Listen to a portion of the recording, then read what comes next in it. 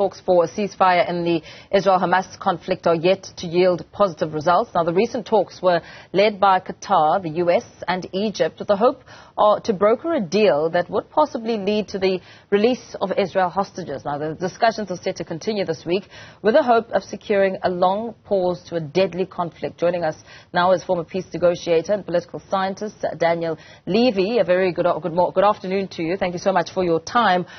As we take a look at the developing situation on the ground, we know that talks are in place to ensure that the hostages are released. What is your position on that? What do you think the outcome could be as, the proposal has been made and we're just waiting now to see what the outcome can be?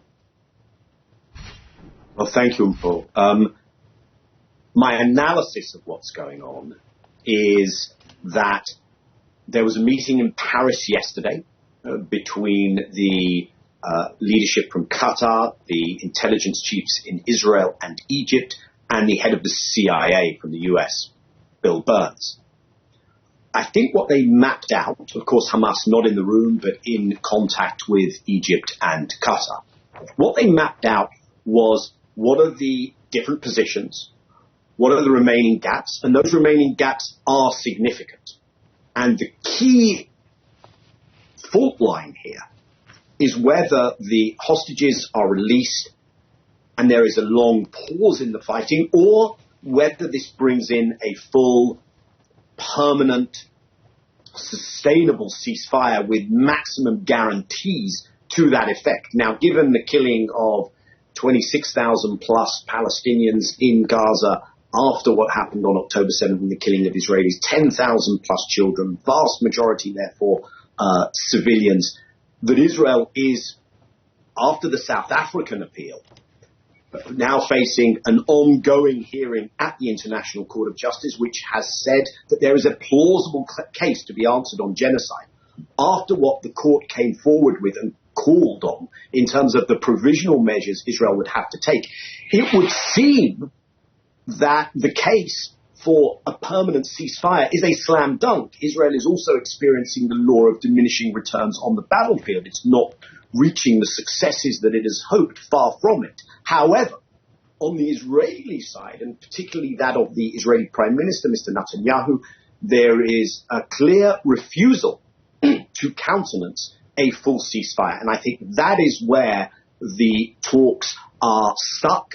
They will continue talking, but it appears that there is still a lot of detail as well as this bigger question to be thrashed out. I would argue that absolutely get a full ceasefire, get the prisoners out, get the devastation and destruction and the mass killing and the threats of starvation and disease already kicking in to be ended.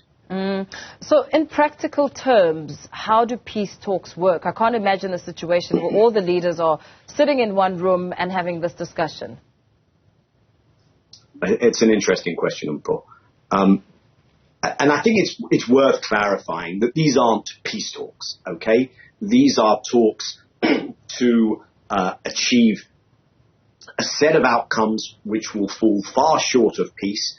The Israeli government has set out its stall in rejecting peace for many, many years now. The extremism of the current government is just the greater iteration of that position. So what we have, and especially when one of the parties is not in the room, as I noted, Hamas is not in the room. So what you have is the Qatari and Egyptian sides acting as the mediator. Qatar doesn't have formal relations with Israel, but it has maintained an open channel.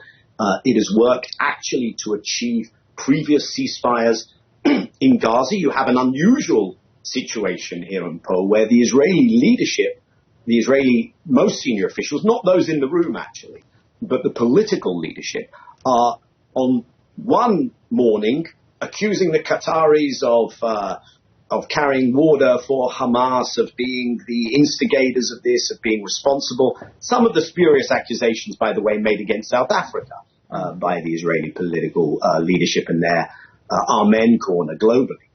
So you have, in the morning they're saying that, in the afternoon they're sending the heads of their intelligence agencies to meet with the Qataris. The Qataris and the Egyptians are speaking to Hamas. America is in the room as, of course, the party that has the closest relationship with Israel.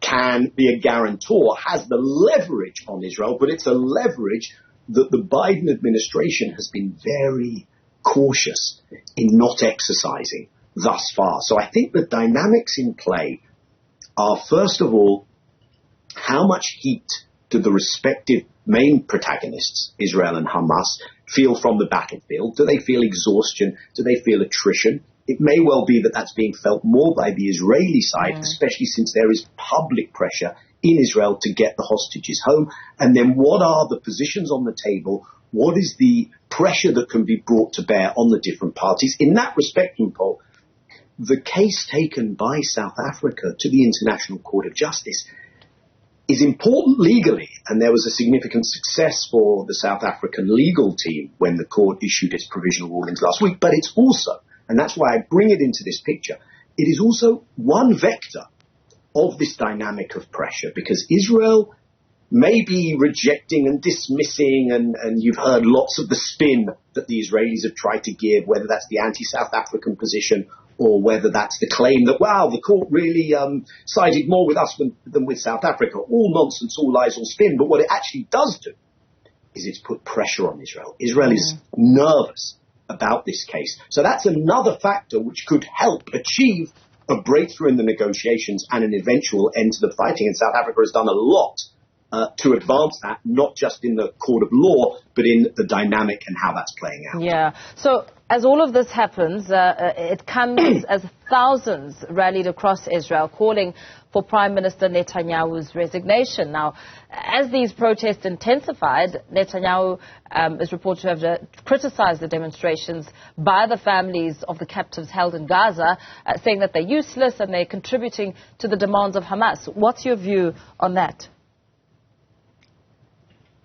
It's a remarkable thing, isn't it, Paul, that you have Israelis being held, the message coming from the families, especially those in the communities just around Gaza. There were many deaths, many were killed, many were taken into Gaza as hostages. The message is to the government, you abandoned us on October 7th by failing to prepare, not reading the intel accurately, in fact, diverting your resources to supporting these illegal settlers in this other part of occupied Palestine where there's the apartheid system in the West Bank. And now you're abandoning us a second time by not prioritizing the release of our family members being held in Gaza. And rather than countering by saying, of course we're prioritizing, the government, they are saying that, but they're also saying, stop it. You have to sit at home and trust us, because otherwise you strengthen the other side. And what's happened over these weeks and months is those families have lost all trust in their government, all trust in the Israeli government, because the government, in effect, has made quite clear that the hostages are not a priority, that for Prime Minister Netanyahu personally, politically, the war is a priority. For some of the ministers, just killing any Palestinian, trying to ethnically cleanse the Palestinians. Those are the priorities. And this clash is very interesting because the major pressure point, the main weakness of the Israeli government is this mobilization of support to get the hostages out. And so I think one of the reasons Netanyahu is very cautious about not agreeing to a long pause in fighting, let alone a permanent ceasefire, is that he worries that his own political career will become very precarious if this war ends, if he's no longer a wartime prime minister, because then everyone will say, how did you fail? You failed on October 7th. You failed to predict this. You failed to protect Israelis. This is the big imploding of the myth of Israeli invincibility, which has immediate political repercussions, but much longer term impact on the entire trajectory of the Israeli-Palestinian conflict. Very well. Very thorough analysis. Thank you so much for your time. Former peace negotiator and political scientist Daniel Levy there, giving us a sense of what is at stake on the ground with the leading international developing story on the outcomes of the ICJ ruling and that ripple effect that it has there.